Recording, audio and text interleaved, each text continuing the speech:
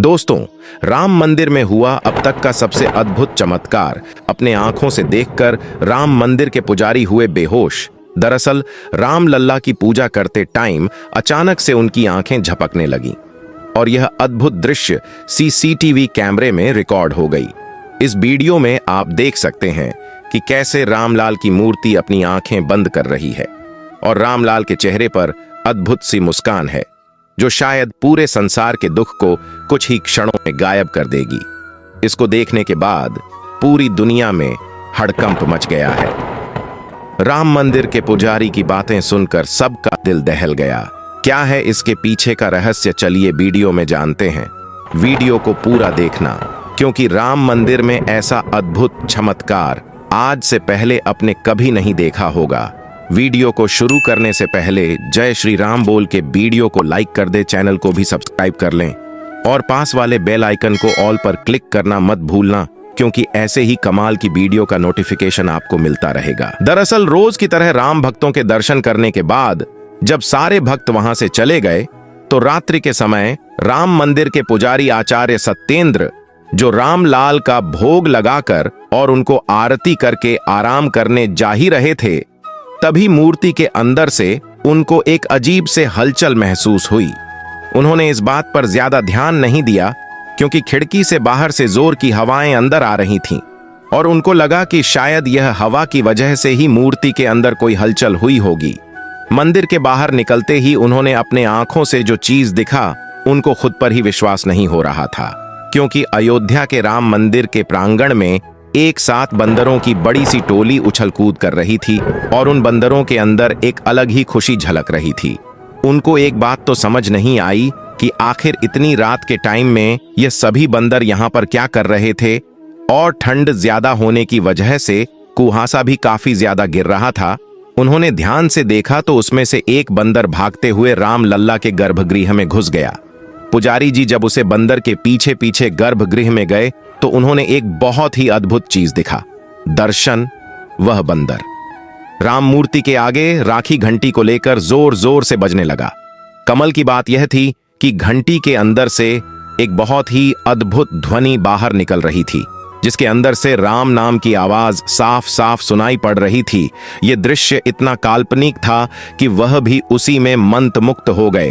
अब तक जो भी चीज हो रही थी पुजारी जी को या कुछ भी समझ नहीं आ रहा था, और तभी अचानक से उनकी आंखें चकमका गईं, क्योंकि अब तो राम मूर्ति के अंदर से एक बहुत ही तेज रोशनी पूरे राम मंदिर में फैल गया। ऐसा अद्भुत दृश्य आज तक उन्होंने कभी नहीं देखा था और वह अचानक से वहीं पर बेहोश हो गए। सुबह सुबह जब मंदिर के सेवक साफ सफाई करने के लिए वहां पर आए, तब आचार्य जी गर्भगृह के ठीक सामने बेहोश पड़े थे। वहां पर काफी सारे लोगों का भीड़ जमावड़ा लग गया। रात में घटी सारी घटनाएं पुजारी जी लोगों को बताते हैं, लेकिन ऐसी अद्भुत बात पर किसी को विश्वास नहीं हो रहा था।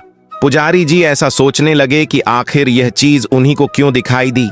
अब तो वह सब कुछ समझ गए थे कि रात में आए वह बंदर कोई और नहीं बल्कि हनुमान जी थे, और वैसे भी कुछ और नहीं बल्कि राम नाम की भक्ति और उनकी आरती के लिए आए थे। दोस्तों, मतों में रहने वाले कुछ संतों का मानना है कि राम मंदिर में एक बहुत ही बड़ा अनर्थ हुआ है।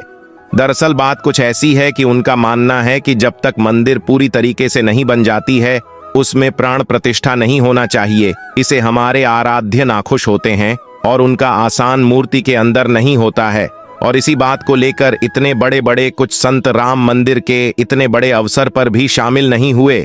लेकिन अयोध्या में राम मंदिर के शिखर निर्माण से पूर्व राम लल्ला की प्राण प्रतिष्ठा और 22 जनवरी के मुहूर्त को लेकर उठाए गए प्रश्न का काशी के द्रविड़ बंधु ने तार्किक व प्रामाणिक उत्तर दिया है। प्राण प्रतिष्ठा व मुहूर्त पर प्रश्न महाराष्ट्र के विद्वान व बन लक्ष्मण राव मस्के ने उठाए हैं। वेद मूर्ति पम, विश्वेश्वर शास्त्री द्रविड़ और पम गणेश्वर शास्त्री द्रविड़ ने 8 पेज के उत्तर में लिखा है कि देव मंदिर की प्रतिष्ठा 2 प्रकार से होती है।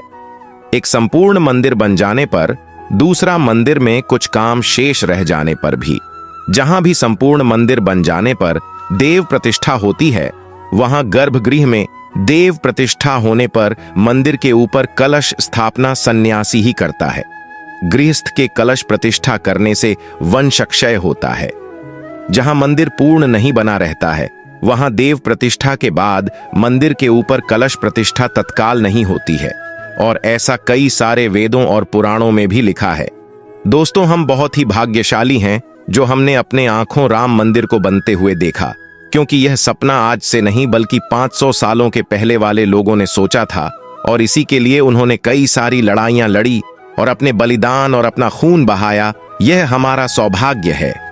लेकिन इस भव्य राम मंदिर के बनने में कई जारों कर सेवकों और राम भक्तों का बलिदान छुपा है। उसे समय आक्रमणकारियों ने काशी मथुरा के साथ ही अयोध्या में भी लूटपाट की और पुजारी की हत्या कर मूर्तियां तोड़ने का क्रम जारी रखा। लेकिन चौथी सदी तक वे अयोध्या में राम मंदिर को तोड़ने में सफल नहीं हो पाए, क्योंकि हर बार राम मंदिर और अयोध्या की रक्षा करने के लिए आसपास के राजा मदद भेज देते थे। हजारों साधुओं ने भी मंदिर की रक्षा के लिए अपने प्राणों की आहुति दे दी। विभिन्न आक्रमणों को झेलते हुए श्री राम की जन्मभूमि पर बना भव्य मंदिर 14वीं शताब्दी तक बचा रहा। कहते हैं कि सिकंदर लोदी के शासनकाल के दौरान यहां भव्य मंदिर शताब्दी में हिंदुस्तान पर मुगलों का अधिकार हो गया, और उसके बाद ही राम जन्मभूमि काम अयोध्या को नष्ट करने के लिए कई अभियान चलाए गए। 1527-28 में इस भव्य मंदिर को तोड़ दिया गया और उसकी जगह बाबरी ढांचा खड़ा किया गया।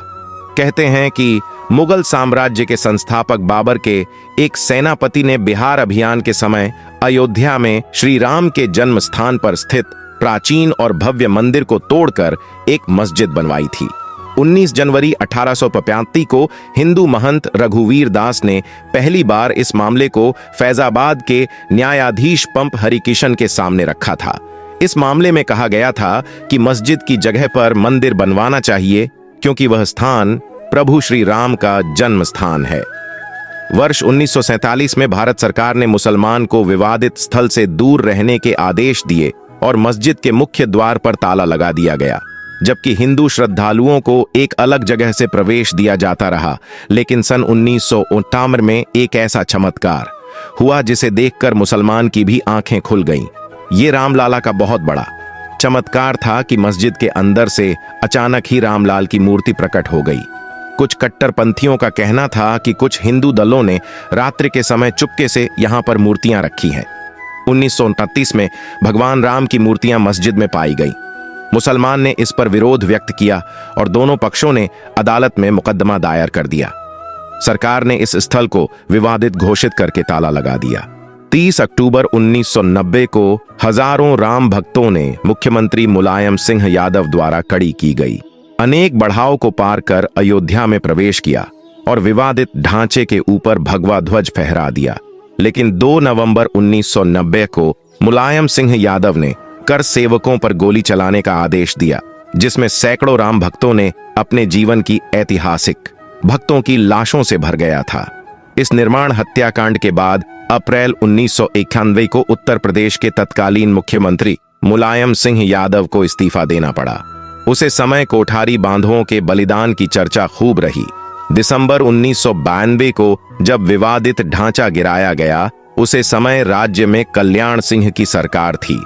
उसे दिन सुबह करीब 10:30 बजे हजारों लाखों की संख्या में कर सेवक पहुंचने लगे। दोपहर में 12 बजे के करीब कर सेवकों का एक बड़ा जत्था मस्जिद की दीवार पर चढ़ने लगता है। लाखों की भीड़ दास को संभालना सभी के लिए मुश्किल हो गया। दोपहर के 3:40 पर पहले गुंबद भीड़ ने तोड़ दिया और फिर 5 बजने में जब 5 मिनट का वक्त बाकी था, तब तक पूरे का पूरा विवादित ढांचा जमीन दोस्त हो चुका था। दोस्तों, राम मंदिर को बनता हुआ देखना सौभाग्य है, लेकिन जब भी हम इसके पीछे हजारों हिंदुओं का बलिदान देखते हैं तो हमारी आंखें नम हो जाती हैं। इस पूरी वीडियो को देखने के बाद आक्रमणकारियों के लिए आपकी क्या विचार है, इसे कमेंट बॉक्स में जरूर बताइएगा। हमारे महान शहीदों के लिए आपकी श्रद्धांजलि नीचे कमेंट बॉक्स में जरूर दीजिएगा। कोई भी बात अच्छी लगी हो तो लाइक जरूर करें और हमेशा ऐसे सत्य चमत्कारी घटनाएं